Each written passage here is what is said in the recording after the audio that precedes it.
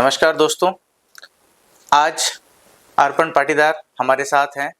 हम आइए उनसे कुछ चर्चा करते हैं। अर्पण, आपका बहुत-बहुत स्वागत है। तो अर्पण, सबसे पहले तो आप हमारे व्यूअर्स को ये बताइए कि अभी आप क्लास 10th में हैं, बोर्ड क्लास में हैं, आपके पास एकेडमिक का तो बहुत प्रेशर होगा। उस प्रेशर के साथ आप बहुत खुश रहते हैं, हँसते हैं, तो उसका क्या सीक्रेट है? खुश रहना एक लाइफ में बहुत इम्पोर्टेंट टास्क है और मैं मेरे परिवार से मैंने यह सीखा है कि हमेशा हर परिस्थिति में हमें खुश रहना चाहिए। भले ही वो कितना भी टेंशन या फिर हमारे पे प्रेशर हो, लेकिन हमें मुस्कुराना चाहिए। और मेरे खुश रहने का एक बड़ा कारण ये भी है कि मैं जो हमारा टास्क दिया जाता है पेरेंट्स से या फिर टीचर से, वो मैं फटाफट कर लेता हूँ। और जो मुझे बाद में टाइम मिलता है, उसमें मेरे पास खेलने का भी टाइम होता है और अदर एक्टिविटीज को एंजॉय करने का भी टाइम होता है। इस वजह से मैं इतना खुश रहता हूँ क्योंकि मैं अपना काम समय से पहले कर लेता हूँ और अच्छे से टाइम मैनेज कर लेता हूँ। बचपन से ही मुझे सिखाया गया है कि if you want to go ahead so work hard. अगर हमें किसी से आगे निकलना है तो हमें उससे ज्यादा मेहनत करनी होगी। इसी वजह से अगर टाइम मैनेजमेंट की बात आती है तो मैं स्कूल में ज्यादा देर तक रुकता था, स्कूल में भी पढ़ाई करता था और जब घर जाता था तो वहां पे भी मुझे एक्स्ट्रा टाइम मिलता था, तो उसमें मैं पढ़ाई करता था और साथ ही में एक्स्ट्रा बुक्स भी पढ़ता था। जैसे मैंने टाइम मैनेजमेंट, एटीट्यूड्स इज की टू सक्सेस, एटॉमिक हैबिट्स, ऐसी बुक भी मैंने पढ़ी है। और जब भी मैं सुबह उठता हूँ तो मुझे न्यूज़पेपर पढ़ने की एक अच्छी आदत बन गई है और इससे पढ़ के मुझे जो देश में क्या हो रहा है या फिर सोशल जो लाइफ में क्या हो रहा है वो भी मुझे जानने का मौका मिलता था। तो ऐसे में मेरा टाइम मैनेज करता था। और इतना ही नहीं, जब भी मुझे एक्स्ट्रा टाइम मिलता था, जब भी मैं टीवी देखता था तो मैं उसमें डिबेट सुनता था, तो मेरी जो लिसनिंग पावर है, जो स्पीकिंग पावर है, वो भी इनहेंस होती थी। तो अर्पण, इतने सारे आपने अचीवमेंट्स बताए, इतने आपने जो स्ट्रैटेजीज बताई टाइम मैनेजमेंट की, क्या इसका बेनिफिट आपको कोई अर्ली एज में मिला है? जी हाँ, मुझे याद है कि क्लास 2 में मैंने ब्रिटानिया कॉन्टेस्ट नाम के एक एग्जाम में पार्टिसिपेट किया था। उसमें मुझे नेशनल लेवल पे 6th पोजीशन सिक्योर हुई थी। उसमें जितने भी राउंड थे मैंने सभी क्लियर करे थे और फाइनल राउंड में मैंने स्काइप इंटरव्यू में बहुत अच्छा परफॉर्म किया था और इसी वजह से मेरी नेशनल में 6th पोजीशन लगी थी। और मुझे ध्यान है कि जो स्काइप इंटरव्यू लेने वाला था, उसने भी इंटरव्यू होने के बाद भी मेरी बड़ी तारीफ करी थी और कहा था कि एक रिमोट एरिया में होने के बाद भी आपने इस अर्ली एज में बहुत अच्छा इंटरव्यू दिया है। तो वहां से भी मुझे कॉन्फिडेंट मिला था और मुझे अब और ऐसी एग्जाम देने की आदत हो गई। अर्पण, जिस तरीके से आप बता रहे हैं कि आपने बहुत अर्ली एज में अपना ब्रिटानिया कॉन्क्वेस्ट का एग्जाम दिया, तो जहां तक मुझे अंदाजा है कि कोविड के दौर में भी आप जो है वो बहुत छोटे रहे होंगे, क्लास 4th 5th में रहे होंगे और जैसे कई बच्चों को एकेडमिक्स में सफर करना पड़ा था कोविड में, तो कहीं आपकी जर्नी में कोई पॉज या कोई स्टॉप तो नहीं आया उस दौरान? जो कोविड का टाइम था वो एक क्रूशियल टाइम था। उस टाइम में जो एक ऑनलाइन एजुकेशन है उसका राइज हुआ था, ऑनलाइन क्लासेस लगने लगी थी, तो मैंने भी ऑनलाइन क्लासेस अटेंड करी। लेकिन उस फेज में मुझे मेरे मम्मी पापा का बहुत साथ मिला। मैंने उस फेज में जो कंप्यूटर है उसका बहुत मतलब अच्छे से यूज किया और रोज मैं लगभग एक पीपीटी बनाता था। मैंने क्लास फर्स्ट से लेकर मेरे से हायर क्लास तक की पीपीटी बनाई थी। इसके बाद मैंने भी code.org के थ्रू अलग अलग लैंग्वेजेस सीखी थी। मैंने HTML, पाइथन और जावास्क्रिप्ट उसके थ्रू सीखी थी। जो हमारे सर थे, नितिन नामदेव सर, उन्होंने मुझे अच्छी तरीके से गाइड किया था और ये सब लैंग्वेज सीखने में मेरी बहुत हेल्प की थी। और इस फेज में मैंने अपनी क्लास का ही नहीं, अपने से हायर क्लास का भी मैंने पढ़ाई की थी। जो मेरे पापा थे वो मुझे मैथ्स में अपने से हायर क्लास की जो बुक्स है, टॉपिक्स है, वो भी पढ़ाते थे। तो इस प्रकार जो मेरा कोरोना का फेज था उसमें मैं रुका नहीं, बल्कि मैंने और मेरे एजुकेशन में इन्हांसमेंट करी और आगे बढ़ता रहा। मैंने 2021 में विद्यार्थी विज्ञान मंथन नाम की एक एग्जाम दी थी। ये एग्जाम हर साल कंडक्ट करवाई जाती थी। चूंकि वो कोरोना का दौर था तो उसमें मेरा सिलेक्शन हुआ था, मैं स्टेट टॉपर भी रहा था। लेकिन वो कोरोना का टाइम था तो जो यात्रा है वो मैं ऑनलाइन करवाई गई थी और उस यात्रा में मुझे आइसर भोपाल के बारे में पता चला था। जैसे अर्पण आपने बताया कि आपको वर्चुअल विजिट कराया था आइसर, क्या आपको कभी ऐसा मौका मिला बाद में जहाँ पर आपको आइसर जो इंस्टीट्यूट है वो फिजिकली जा करके देखने का और वहाँ पर क्या क्या चीज़ें होती है उसको एक्सपीरियंस करने का चांस मिला हो? जी हाँ, मुझको एक नहीं 2 बार आइसर भोपाल जाने का मौका मिला for the summer outreach camp. मैंने वहाँ पे विजिट किया था, वहाँ की फैकल्टीज देखी थी, वहाँ पे जितनी भी लैब्स है वहाँ विजिट किया था और मुझे एक अमेजिंग एक्सपीरियंस वहाँ पे मिला था। मैं जितने भी स्टूडेंट्स हैं उनको यही सजेशन देना चाहूँगा कि वो एक ना एक बार आइसर भोपाल विजिट करें। अब इसकी जो सिलेक्शन प्रोसेस है वो बहुत डिफरेंट है। इसमें आपको एक रजिस्ट्रेशन फॉर्म फिल करना होता है, उनके क्वेश्चंस का आंसर देना होता है और इसके बेस पे वो आपका सिलेक्शन करते हैं और तब आपको for 7 days summer outreach camp Eicher Bhopal जाने का मौका मिलता है। तो मैं वहाँ 2 बार गया और दोनों बार का एक्सपीरियंस है वो बहुत ही अच्छा रहा। अर्पण, देखने में लग रहा है आपकी बचपन से साइंस में बहुत रुचि रही है। तो जैसा आपने अपने पॉडकास्ट में इंटरव्यू में बताया कि आप आइसर भोपाल में गए और आपने बहुत सारी साइंस टेक्नोलॉजी को सीखा, तो क्या कभी आपने जो गवर्नमेंट के द्वारा इंस्पायर अवार्ड चलाया जाता है उसमें पार्टिसिपेट किया? जो इंस्पायर अवार्ड है ये गवर्नमेंट के द्वारा कंडक्ट किया जाता है। इसमें जो बच्चों के अंदर इनोवेशन कैसे हम लाएं इस पर फोकस किया जाता है और इसी में मेरा 2 बार सिलेक्शन भी हुआ है और इसको क्रैक करने पे हमें 10,000 की प्राइज मनी भी मिलती है और अभी मैं आने वाली 30 तारीख को अपनी डिस्ट्रिक्ट को भी रिप्रेजेंट करने वाला हूँ।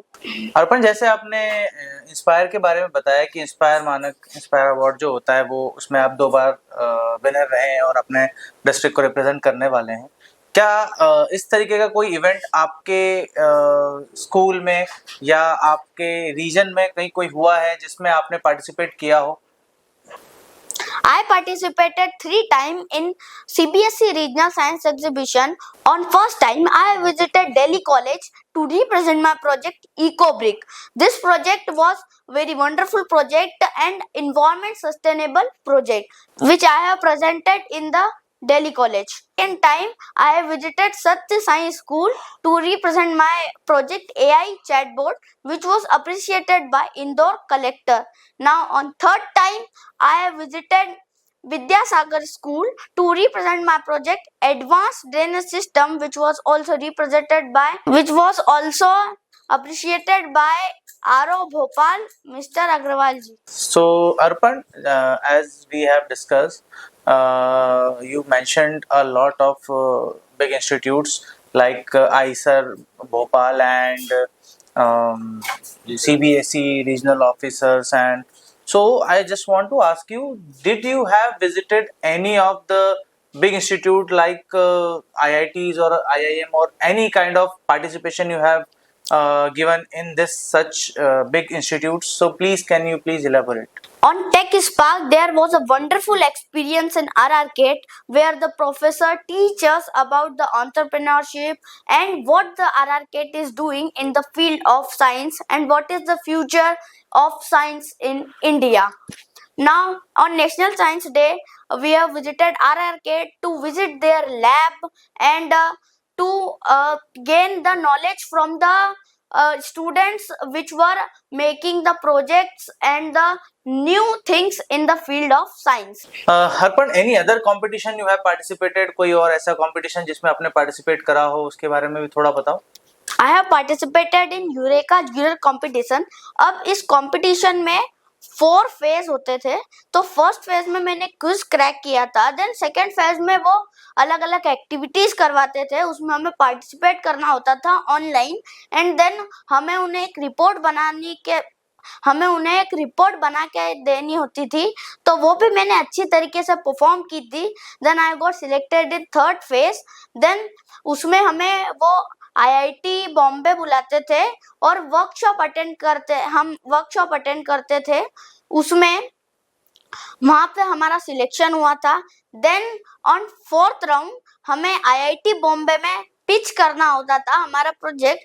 तो वहां पे मैंने मेरा project advance drainage system pitch किया था।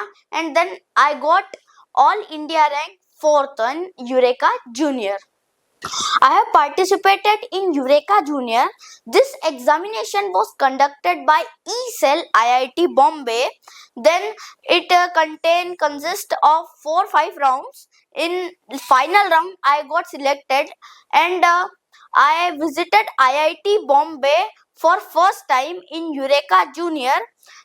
There I have pitched my idea advanced DNS system in front of the dignitaries and appreciated my idea, and I got AR4 in the Eureka Junior competition. So although this examination was very wonderful, and this exam is very wonderful and a very good exam, so everyone can participate in this exam.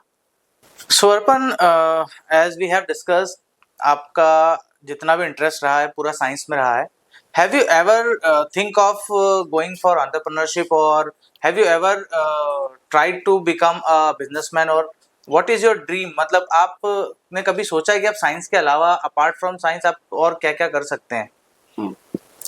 In the field of entrepreneurship, I have participated in YEB Young Entrepreneurship Boot Camp.